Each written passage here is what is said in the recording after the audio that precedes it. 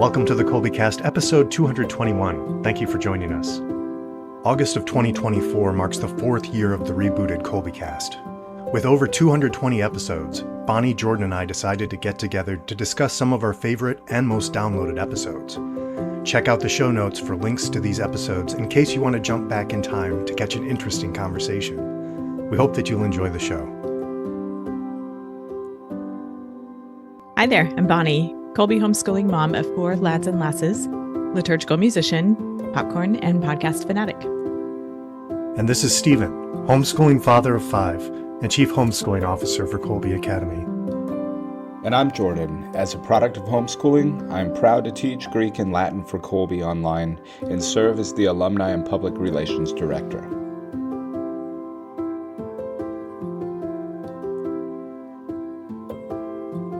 All right, so as we are recording this episode today, we are right on the precipice of a new school year, and it is just before the 4th anniversary of the drop of episode 1, Kolbecast Relaunch. So happy anniversary and cheers, Jordan and Stephen. Yeah, happy anniversary. It's amazing. I just saw a podcast where somebody was celebrating their 100th episode, and it was a huge milestone for them. And I'm thinking, wow, this has been going on a lot longer than that. I think I was doing an introduction to episode 220 this morning and realized as I was going through that my first episode was episode 67. So even though I joined late, we've had a nice run here. You're very much a part of it. Yes, it's been quite the run. And as you referenced, as we are recording this, we are putting the final touches on episode 220 to drop here in a few days. And this will come out shortly thereafter. So we are taking some time to celebrate that milestone in this episode and also kind of do a little best of highlights of standouts of various episodes.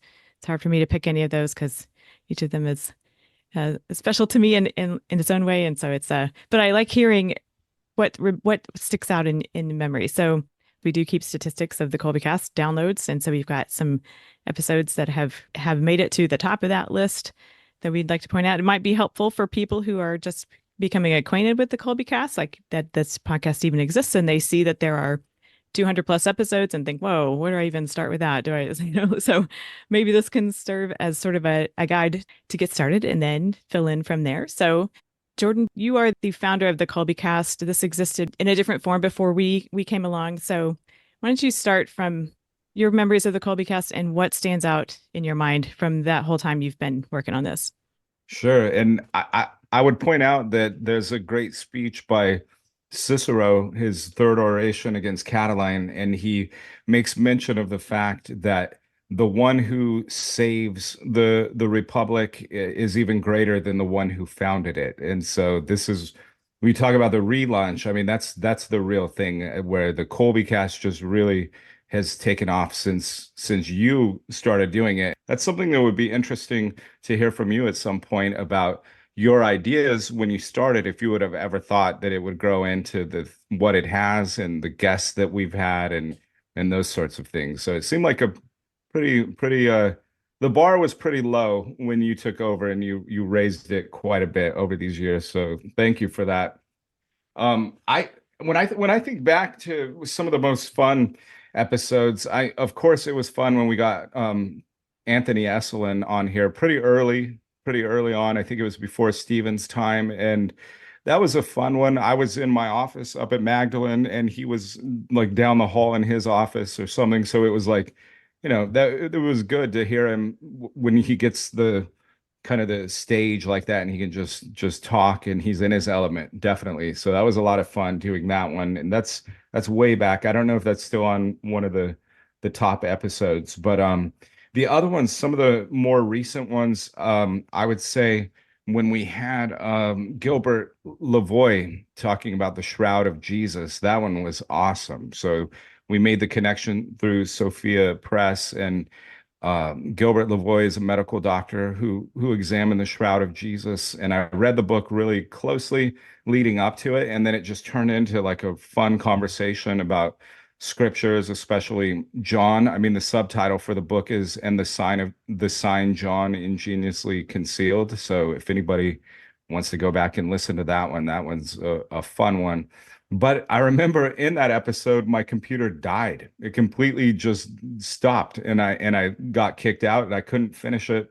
And I followed up with him a little bit by email afterwards, and we exchanged some ideas. And I wouldn't be surprised if he and I don't do some kind of collaboration in the future on some stuff we're working on. And then another one I would mention, a recent one, and then I'll just pass it on to somebody else. There's more I can think of, but the episode with Mike Aquilina was a lot of fun. And I that was one where I felt like I was right in my element, talking about early Christianity, the second century Christianity. And then we were even referencing some of the more recent, just kind of mainstream works that sort of have to do with that. And a book called Dominion, I forget the author, but I've cited it several times, and he brought it up, and it was like, wow, you're reading that too. So it's like we're in the kind of in the same biosphere with the stuff that we're into. And that was a lot of fun and very encouraging talking to him. That was right up there amongst my top three or so. See, I feel pretty pleased. I have when I was thinking about this episode, my list of things that I enjoyed Jordan interacting with the guest on, and those two that you last mentioned were on there definitely. And then Dr. Matthew Minard, who was translating, who had done translating, was a lot of fun to hear your conversations about that process of translating and things. Yeah, I forgot about that. I should have mentioned that one because I followed up. I don't know if it made it through the edits, but I was kind of like bugging him for some tips because I'm trying to finish off this translation. I was trying to get it to the next stage, and he's very experienced in that. And even that one was really validating as to my approach I had been doing. I didn't have anyone to ask. So getting him on the podcast, I went away personally with a lot of encouragement, but also kind of guidance of where I should go from them. So that's a good one. I'm glad you remembered it. It was fun. It was fun to be part of that conversation. We have so many, at least while I've been here, the Kolbecast has such a wide variety of topics. So it was interesting to think of different things because sometimes we're talking about like how Kolbe can help homeschooling families, or sometimes we're hearing from homeschooling families or homeschooling kids, or sometimes we have these really knowledgeable guests that just come and talk to us about something great, or like our Dr. Majors coming in and talking to us about optimal work and kind of some of those principles of cognitive behavioral therapy sort of things, which are, or Johanna Seagren came on and to talk to us about her program for emotional regulation in children, and just such interesting things that I didn't know about before getting to have a chance to talk to some of the guests, or just life in general as a Catholic or a Catholic homeschooler. So even if you weren't a Catholic homeschooler, you weren't interested in that at all, there's still episodes that you'd enjoy here. Yeah, there's that and everything in between, as you're mentioning. I think like one of the really things that's commendable about the way that the episodes happen is we're getting guests sometimes that are students or alumni or a mom who's out there, and so we're not, all the ones I mentioned are pretty high profile people out there, but some of these other episodes, I know when my wife went, oh, I should have mentioned one of her episodes, she's going to kill me when she but I know with her, she was very nervous the first time, didn't kept saying I don't want to do it, like trying to kind of back out or something, and then it was so much fun for her. She actually enjoyed it. She wasn't nervous at all. She came away from the experience saying, wow, that was great. And I think that probably most guests feel that way, and I think that's part of what makes the show successful, is the process leading up to it. Sure, you're nervous, but then Bonnie, you're always clarifying that you can edit anything out, all those things, and you put a lot of work into that. It takes a long time to do that, but it really adds to, I think, the comfort level of the guest and getting them to just kind of speak and not worry too much about it. I love that. I'm so glad to hear that. That's important to me that folks who come to visit with us feel comfortable doing so. One of my aims for the Kolbecast is very much, how do we do this? How do we make this work? How do we tell success stories? How do we accompany each other through this? Because we're all over the place, all over the world, really, and it can, you know, we might know a lot of homeschoolers, but they're not doing it the way we are necessarily. And so, and yes, a lot of our guests are not necessarily Catholic homeschoolers themselves, but what they have to offer us has a direct bearing on how we live day to day. And we talk how our way of life here, doing school at home, integrates into all the other realms of life. So it's not distinct from this, going off to school. It's right in the middle of everything else carrying on life-wise. So it's really important to me that the guests feel at ease when they're visiting with us. I can very much relate to the nerves of how something is going to come out. I'm really very grateful for our editing feature. We do make use of it to kind of make everybody so that their message comes through as they intended it. And I know I myself kind of get spun up in the weeds as I'm doing right now, and I'm happy to kind of clean that up for myself and other folks. And I think Chrissy's going to have the last laugh though, Jordan, because one of her episodes is one of our top 10. So Ooh, really? Wow. So there's okay. that. Competition. I'm gonna Yeah. have to work. I need to work harder to get some kind of controversy going on and bring in the listeners. You're in there too, though. You've got one in there too. Yep. Stephen, do you have others that you had identified? Yeah, I have a whole page of things. I was going through the full list and thinking, oh yeah, that one was really good. That one was really good. Because we've had like some people from colleges come on, but people who more college related who've been fantastic, like Jacob Imam was the most recent one, I guess. Just this concept that I love as far as the College of St. Joseph the Worker.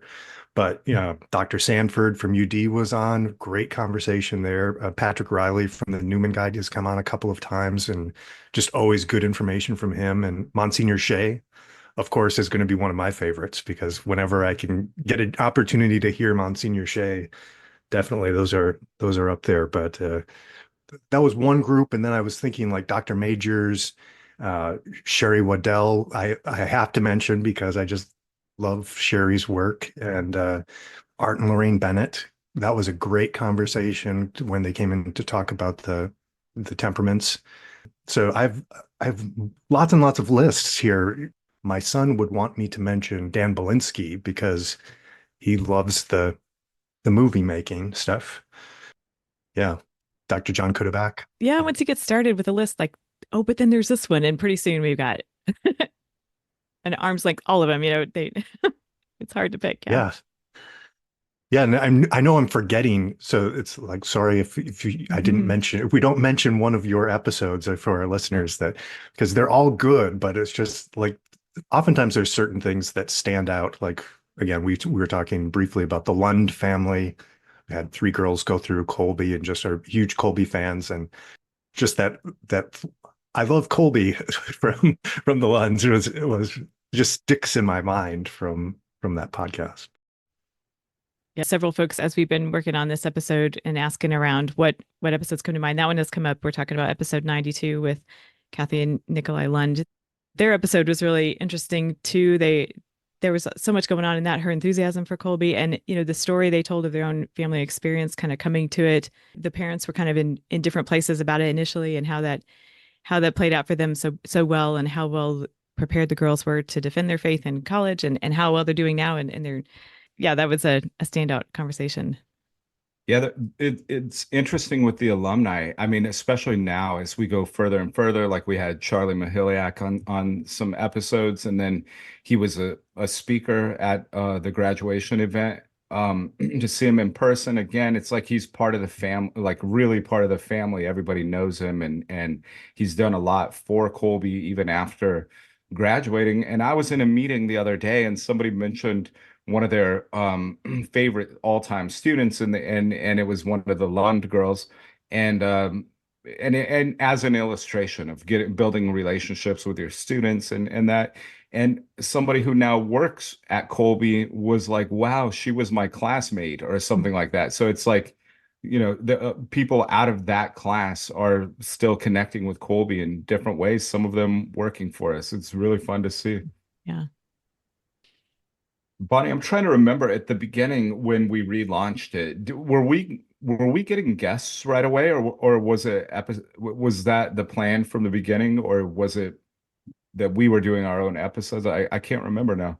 So in the very beginning, we did a few, I don't know, a handful of them ourselves to kind of get the ball rolling. And then Dolores Mahalik, actually, Charlie's sister, was one of our very first guests. She was launching the drama courses at that time. So she was one of our first guests. And then we also drew upon some friends of Hope's who are alumni who came and talked to us about their experiences. Some of the faculty were early guests too. And Colleen Carroll Campbell. So we were pretty fortunate there. Yeah.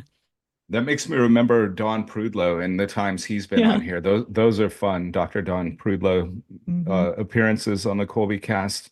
And that's somebody who is very much a Kolbe person. He's kind of an insider, but also he's got his own stuff going on, doing a lot of great work in Tulsa. And he's been a good friend of the Kolbe podcast for sure. Definitely big supporter, along with his wife, Therese, who teaches for Kolbe as head of the history department. She coined the phrase "embrace the fifth day," which is one of the standout episodes that was mentioned to us as we were prepping this episode. That idea of the Kolbe School Week having 4 days to it, and that fifth day being a day of rest, a day of going a variety, using it in a variety of ways to balance out sort of the whole, balance everything out in a way. And so we thank her for that term. We use it a lot still, and she's been on several episodes, Teresa has. So yeah, the Prudlow's definite friends of the Kolbecast. I think my first episode with Don was the Kolbe Man Show, where he and Everett and Jordan and I sat down with, bourbon may have been involved. I know pipes were, but Yep. And that followed. That was just shortly after I had joined the Kolbecast here, but we'd also done that. I think it's called Special Teams or something. But we had Mike Drapeau and Greg Simia on for just talking about homeschooling dads, and that was a lot of fun too. So those two are connected because I guess they were pretty close together, about 4 episodes apart or so. Yeah. And those are fun. Yeah, those were good. Mike Drapeau, I feel like I may have had him on before the relaunch at some point. I think I did. I reached out to him, and I remember him asking. He was saying, we don't know each other in person. I don't know why you're asking me, but sure, I'll do it." And my thought was, I liked his kids so much that were at Kolbe, and I was like, I want to kind of pick his brain and figure out like why his kids are the way they are. And I mean, it was just through the online medium. I was in Germany at that time, but then I met his daughter at the graduation a few years later and things. I still hadn't met him in person, but it was fun getting him back on the podcast when we did it and partnered up with somebody else. And I remember I said that I was like, I mentioned at the end of that episode, we'll try to get you guys on again later. And Mr. Simia started laughing, and he was like, to check up on us, I guess. And it was kind of to follow up with us or something, because both of them are like at the tail end of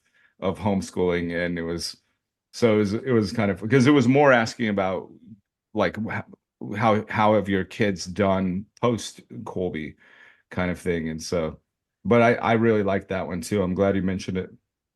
Well, that brings up an interesting point. As we've been at this for 4 years now, and we've gotten to know some of the Kolbe families, and their families have continued, of course, continued. Time moves on.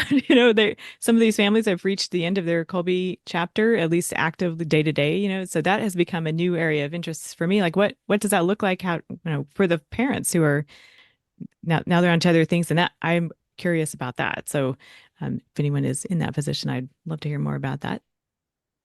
Just this year, we had the Mahaliaks, the parents, on, which was a blast too.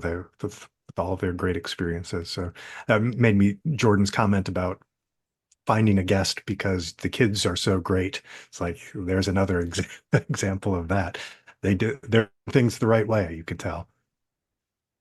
That has been something that I don't know if it's sort of a general topic that comes up. Well, part of this, there's a connection I'll not making very well, but that idea of the homeschooling dad and the role of the dad in homeschooling, when so frequently it's the mom doing the day-to-day. Not always, of course, but I like how we have been able to speak to that and get several dads, and you guys included, of course, and others who work for Kolbe and who are Kolbe families, able to have several conversations among dads and involving dads and so forth. That's been, I'm glad we've been able to do that. That's been great. Yeah, it's a good but neglected, I think, part, because so much of it is on the mom's shoulders when you homeschool. Usually, I mean, it's not always the case, but the dads have to, especially the dads that are really supportive or who have thought of homeschooling and thought it would be ideal for their kids. Sometimes that's you're asking your wife to do a lot. Then it's like, here's a full-time job plus for you now, and a lot of times moms are working also, and so but to get that perspective and also the encouragement from fathers who have done it or are doing it is something that I've thought is really valuable for the Kolbecast. It's a little outlet where you can hear from those voices too. Yeah, and it kind of challenges that sort of stereotype, like it's just all in the mom. Like, no, there are quite a number of very involved dads who are right there supporting and taking an active role in it. And we've had, I think you guys, one of you mentioned already, Dr. John Cuddeback, who teaches at Christendom, that we had an episode with him, a conversation with him, and one with Jason Craig. Both of those came to mind just now as we were kind of talking about this whole topic. So here's where I say our show notes are going to have a bunch of links. So that's my first instance of the episode where I'm going to make a reference to our show notes. That making Kolbe successful, it makes me think of both Lindsay, who was on episode 164, which we I think that's the one that says this is not a Kolbe infomercial, because it wasn't, but it was like she knew everything that Kolbe could help her with, and she was doing it, so that was a lot of fun, because as we would bring up something else, she would just keep going about, oh, well, and then I do this and this is free, so why wouldn't you do this? And it was like, okay, this is fantastic. But Trisha Kavanaugh too was also so much fun. Her calmness, I've this, but her talking about how she ramps up her boys who do the full-time online in high school, but how she prepares them for that. And that was really fun to listen to as well.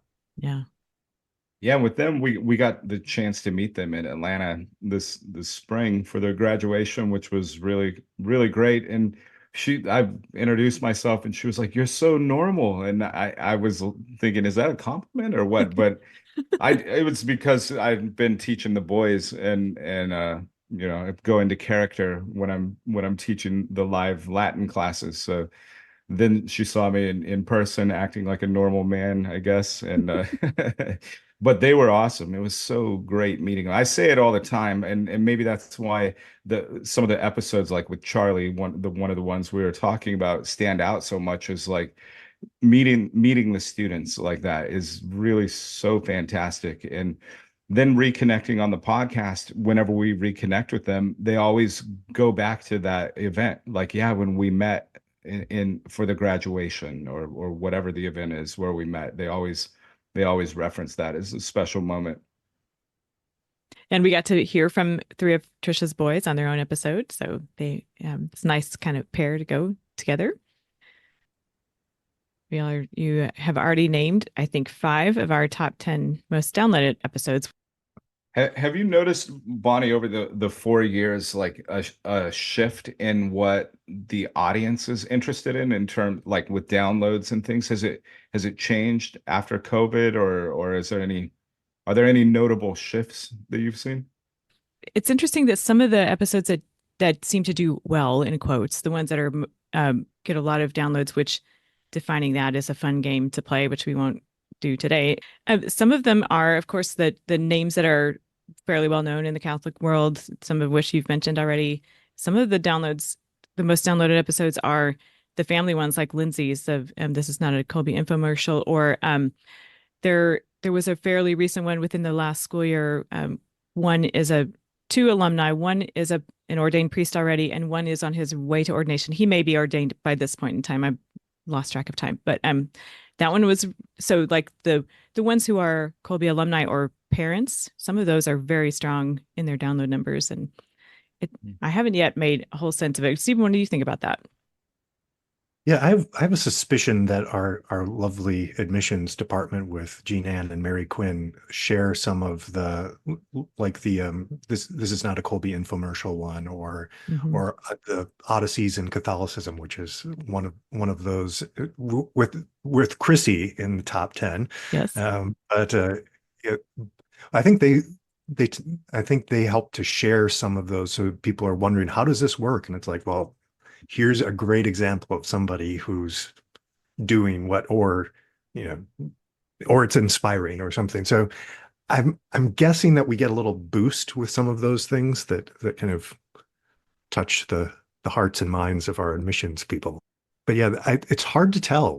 But I appreciate as we go through, Bonnie's always thinking about what do our families, what do our listeners need to hear? You know, what, so that balance, like we talk about, of all the different types of things. But now with 220 some episodes, by the time this comes out, there's a lot to sort through. Mhm.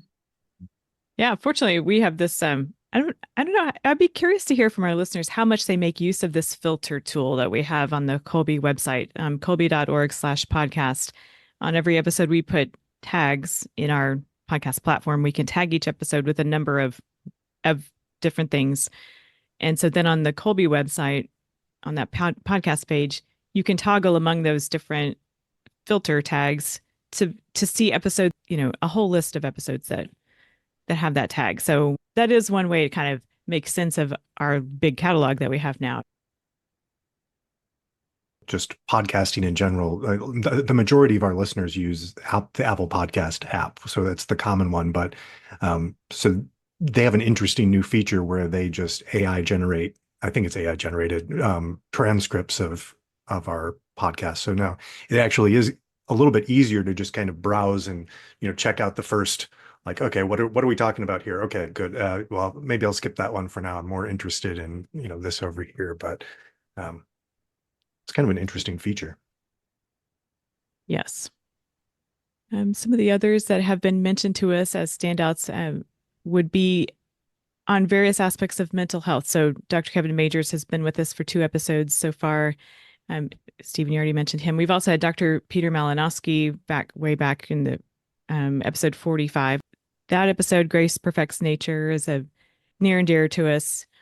We've also had Mrs. Elizabeth Hoxie, who teaches for Kolbe, serves as a dean here and does all sorts of, crafts curriculum. She does all sorts, anything I specify she does. I can think of a bunch of other things she also does. So she's been with us several times, and she's talked about the concept of cura personalis with us a few times. Therese Breedlow, we mentioned, who came and talked to us about burnout along with a few other advisors. So some of these whole person, mental health, overall well-being for the person and family, proud of those and hope those are helpful to folks. We need to mention our co-founder, Mrs. Diane Muth. She was on episode 100. You guys got to talk to her when you were in Napa, episode 100. So that was a noteworthy one for us for the number's sake. But I love how it ended up working out that you guys got to visit with her for that particular episode.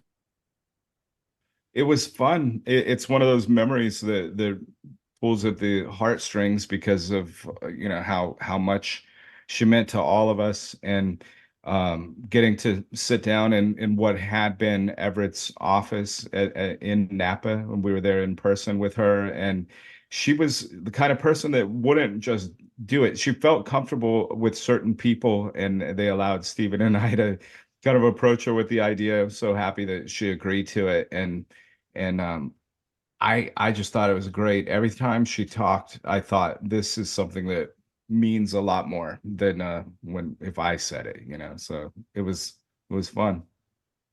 Neat. Hey, Stephen, do you have others on your list that you wanted to bring up? So one of the things, since you're Bonnie, you're an avid podcast listener, it expands my world, because I tend to listen to very few podcasts, but just try to listen to them. But like Tom and Noelle Crow, they have those local sort of Catholic people. And that was really interesting, just to hear about the work they were doing, and what a great resource for Catholics here that are homeschooling to learn about. And just kind of completely random, but the Chris Rank, I believe his name Yeah. was, Yeah. with the radio, I just did not know there was this like whole culture of radio stuff going on.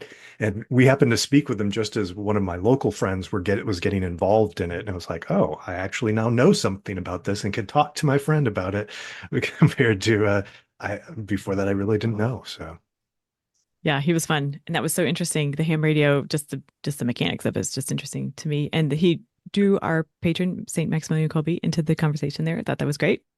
We have one of our advisors, Mrs. Ashley Massey, to thank for that connection. So another one on our top 10 list that hasn't come up yet is number 105, Not Just for Special Occasions, with Rebecca Zarnicki, Mrs. B. She has she's a Kolbe mom, and she has a tea room, and she teaches courses in etiquette, and that's probably the simplest way to describe it. She hosts all sorts of events for folks through which she helps teach etiquette and related things and socialization, and it's one of the mainstays of our top 10 list. I loved the fun that she brought, and even just because in most of my family is pretty introverted. We like to keep to ourselves. But just some of the things she had about, waving to strangers or smiling at people and things. And it's just like, ooh, this is a new idea that I actually Yeah. really hadn't. Wow. She was a load of fun. Mm-hmm. She made good points, which we may hear frequently in our homeschooling world, but it might not necessarily be part of the wider conversation, like how we as families are kind of out and about doing our thing among all sorts of people all the time. And that also counts as socialization, and it is kind of a natural progression as we just go about daily life. But she made that point quite eloquently. Jordan, do you have any more on your list that are coming to mind as we've been talking? Well, yeah, there was the one we did, the guy that was a homesteader kind of recently, Mm. and with Sword and Spade magazine, Jason.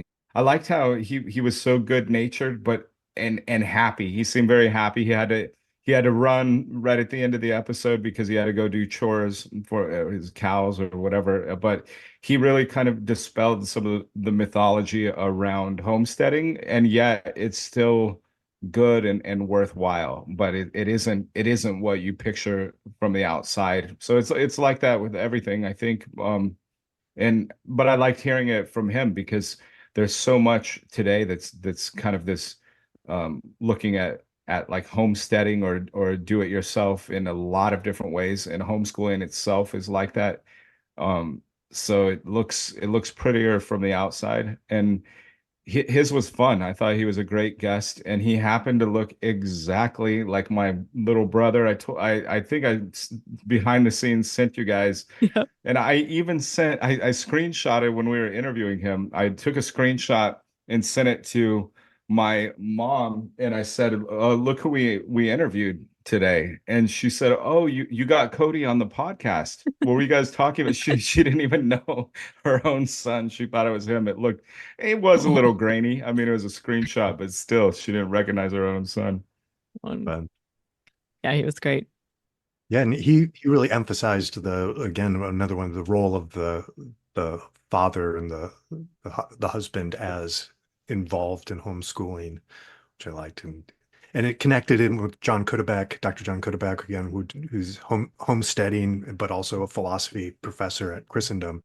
And I loved that conversation as well. It was just so much fun. Yeah, that was great. And his whole Lifecraft venture he's doing, and that's really growing. Since we talked to him, now he and his wife have a podcast and a lot more content out and stuff. That's been great. He actually came through town. I got to hear him speak in person. That was very exciting. So yeah, he's a standout. Yeah. Going back a little bit, Jordan, to Jason Craig talking to about sort of the realities of homesteading and kind of that correlation to homeschooling. We like to talk about we like to ask our Kolbe parents who come to talk to us and students when we get them kind of not necessarily highs and lows, but standouts and sort of like lessons learned and for good or bad. Like if we thought some habit or some routine was going to be great, and no, that really crashed and burned. And but we can learn a lot from that, just in the same way that this works great, and this is, all the great things about it. Yes, let's hear about that. Let's also hear about what you've tried and didn't work, and how things have improved since then, or because that helps so much everyone else listening to think, oh yeah, this is that's that whole idea of I'm seeing them in a snapshot and I see their very best and I'm comparing it and inwardly to like so much more context than I have for myself. So I like being able to hear kind of all that. I think there's so much our world. I mean, there's so much loneliness in our world. Like you don't think that because you assume that you're the only one who's lonely and nobody else is. But especially for people who are newer to homeschooling or they're not around other homeschoolers and things, I think getting those kinds of guests so that when you fail, you don't have to feel like you failed completely or you're the only one and it's not meant for you. To hear those kind of testimonies of what it is. When I remember in grad school, my professor saying, you know, he hates hearing the excuse that doing all this reading and or writing a 20-page paper is hard for me. Like he doesn't want to hear a student say this is hard for me. I'm not a good reader, because he was saying it's hard for everybody. Even him, the professor that we thought made it look so easy, he was saying it's hard for everybody. And so I think that that's an important message in homeschooling, even that it's if it were easy, then everyone would probably be doing it. But that the challenge of it doesn't mean that you shouldn't try, even if you do fail. And I feel like we've heard that quite a bit when we get testimonials on here, and it's, at least to me, very encouraging. And so much it feels like the stakes are so high that it's hard Yes. to try it in the first, like, let's just give it a go. But man, the stakes are so high. And really, it's like, okay, like so many other things. Okay, it's important, yes, and we have to bring our best to it and give it our best go. It is not, it's not make or break. We've got a little bit of maneuvering room here to kind of sort this out and give it a good shot. And it's going to be Yeah. okay if it doesn't. Yeah. I think that when I first started the Kolbecast before the relaunch, my main thought was, from having worked in the offices in Napa, and I would get the phone calls from people who like were kind of afraid of it. I think the main thing I was wanting to tell them was, you're not going to mess up.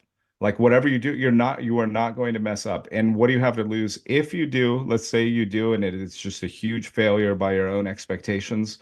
Return the kids to the school they were going to. You've lost nothing really. And that was kind of the message I wanted to put out there is they'll be fine. You're going to be fine. You can do it. Mm-hmm. Well said. Yeah, to get to hear much more through the podcast, something that I lose touch with at times, of just that challenge, that perceived challenge, because like my wife was homeschooled. I knew we were going to homeschool. My wife is great at getting everything together, and so for me, I was always, I've mentioned this on the podcast before, but it's just like I want my wife to be the primary educator of my children. The sense I would be off working originally as an engineer and then other things, but that there's that hesitancy because, often our experience is we need the professionals, the teachers to be doing this. They know what we're doing. We don't know what we're doing, but it's like, no, actually, you're the best qualified as a parent. If you can dedicate the time to it and the effort, like you're saying, then you've got what it takes, especially with, Kolbe, because you don't have to figure out a curriculum yourself. You can get help for the courses you just don't think you can do or don't want to do. And you can be assured that you're making good progress as you're going along because there's so many years of experience. So with a place like Kolbe, it's really like, unless you just don't want to put the time and effort in, if that's not a possibility for you, it's probably one of the best options you could do. But if you can't put in the time or effort, then it's probably not going to be a great experience. But like you say, Jordan, even if you discover that along the way, and decide that sort of growth is just not what's up for it, then there's always sending them back to the school, going back that way. But I think most people find that at least certainly I know that the benefits are so much greater than, um, yeah. And again, I've said this before on the podcast, but I don't think that I don't think I would engage with my children if they were gone all day and then coming home and doing homework and I'm at work and then tired and making dinner and doing I think we just wouldn't have the depth of relationships in our family that we have because we have taken the time to homeschool. And I think the challenge of the whole thing is because I look at my own children, I'm like, this one I could see her rising to the occasion and doing everything pretty easily. Other ones, I'm like, I'm not really sure, but I want to give them the opportunity at least to try it and the opportunity to grow, because how many times in my own life would have it been, there's no way that I can do this thing. But at least I was naive enough or something to try it and then see. And that's been huge for me personally in my own personal education. So I really want that for my kids, especially the ones who are the least inclined to just take naturally to reading that much or learning Latin or whatever. At least to let them try, because we've heard time and time again on this show of people. Hope might have one of the best testimonies of all about how daunting it was when she received her books. Yeah. And then what it's done for, look at her now. I mean, what it's done for her now. So Yeah, for sure. I think it's just such a benefit to your children both to know. I mean, I'm sure it's not easy all the time. I know it's not easy all the time for doing it, but just in a typical school, we've talked about this before, but you get in with a bunch of kids your same age, but it's all based on age, not development. And so I think oftentimes, a certain teacher can bring out a love of a particular subject, but the overall environment tends to, I think, lead to squash the love of learning and of coming to know. Because if you're slow to develop, you're just kind of like, oh, I'm stupid and I'm always going to be stupid. Well, it's like, hold on there, that's not, you might be learning more slowly, but that's okay. It will come around. I mean, with homeschooling, it just seems like you can be gentle in areas, and then when they start to take off, then it's just like, oh, you love this? Okay, well, here's more and more and more, and you can build on that then. And I mean, so yes, they still have to do math every day. There's those things, but I just think it really, if you can model it as a parent, and then it really provides a much better environment to maintaining that wonder, that love of learning, which is the most important thing to coming to knowledge, is that self-activity, as we talked about. When we talk about the long view that we take, that's even the Mahalik episode, that was a theme of that one, like taking this long view. And those of us who are still actively homeschooling, we are hopefully at least some points have this long view of where is this all heading and what are we hoping for our kids. And part of that is that they will be able to have this self-activity, this sense of agency and self-efficacy, that they can do these things as they come up through their lives as adults, and that they've done it and they can do it again. It's a huge lesson, and there's something there that is kind of hard to define without just using analogies. But the idea that you're never going to conquer. I do tell my students, so I say it pretty plainly to Latin students. You're not going to conquer Latin. That's not even the goal, because you're not going to. But you can be conquered by Latin, and that is what you're trying to do.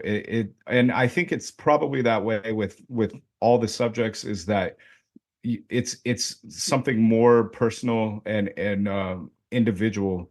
Like, what is it that conquers you about this thing? And that's what you're really trying to get to, where when that happens, you can take that lesson anywhere in life. Yeah. I was thinking I've heard this from a number of kind of veteran homeschooling parents and talking about how the homeschooling process has been so good for them.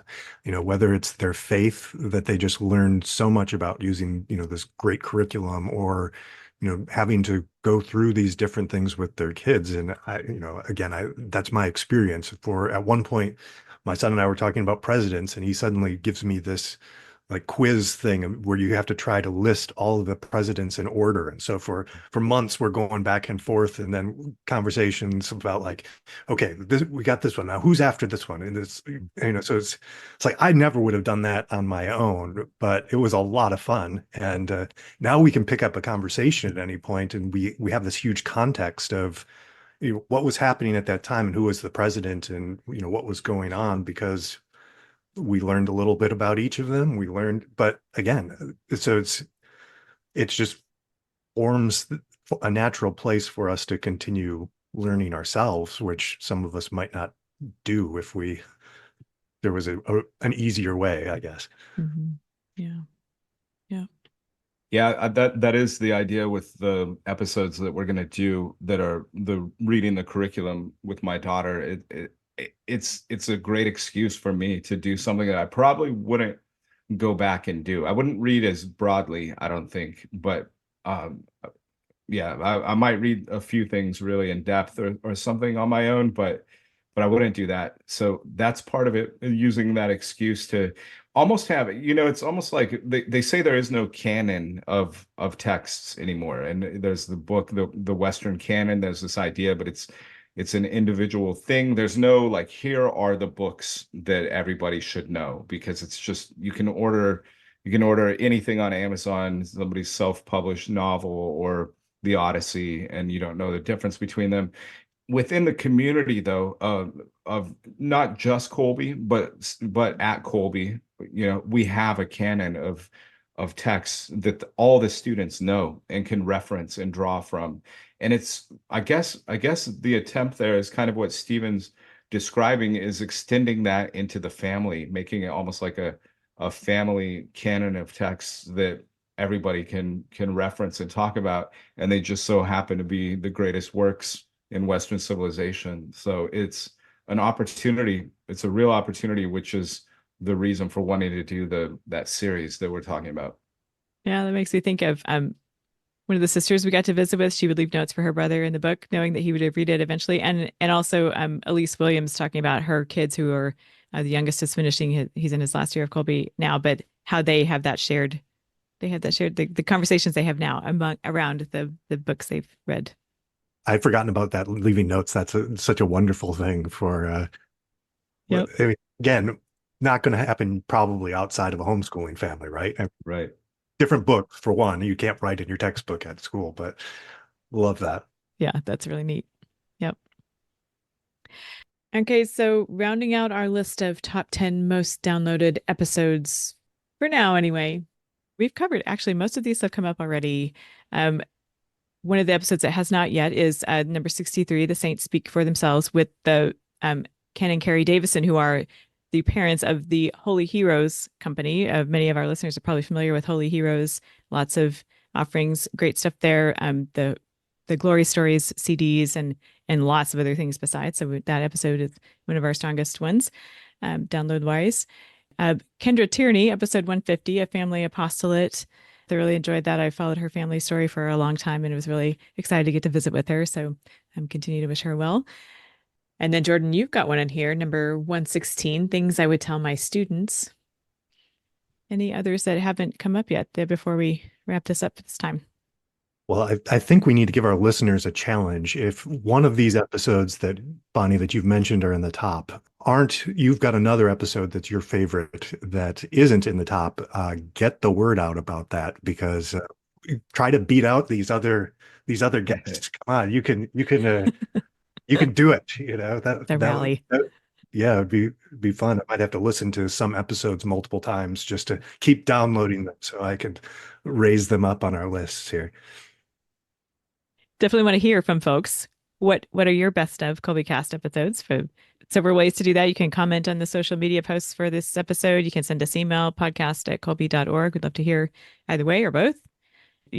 people who listen to podcasts frequently are so accustomed to hearing the like and subscribe and review, rate and review and whatever. So if people can find us, well, same story here. We would be very grateful for subscriptions and ratings and reviews to kind of raise the visibility of the podcast so other folks can find us. We always enjoy hearing from our listeners and want to know what would be helpful for folks as we go forward at planning more episodes. So again, let us know one way or another. Any other final thoughts? I think show notes are going to be important for listeners in this one because we've mentioned an awful lot of podcasts. Save this one, mark it up, and you can go and jump as you've got time to some of those other. Yep, we'll have a laundry list of episode links that we've mentioned that have come up during the course of our conversation today. Again, the page on the Kolbe website, kolbe.org/podcast, is the one where you can find the filters to find other episodes by topic of various ways.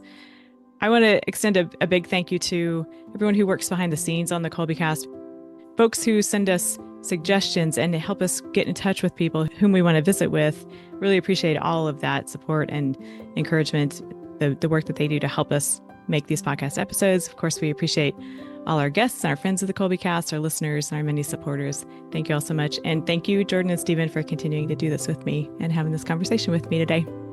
Thank you very much. It was a lot of fun, as always.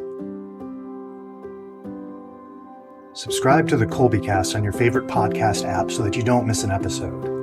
And let us know how we're doing by leaving a rating or a review. And as always, feel free to email us at podcast@kolbe.org. Mary, our Mother, pray for us. St. Maximilian Kolbe, St. Ignatius of Loyola, holy saints and angels, pray for us. Ad Maiorem Dei Gloriam.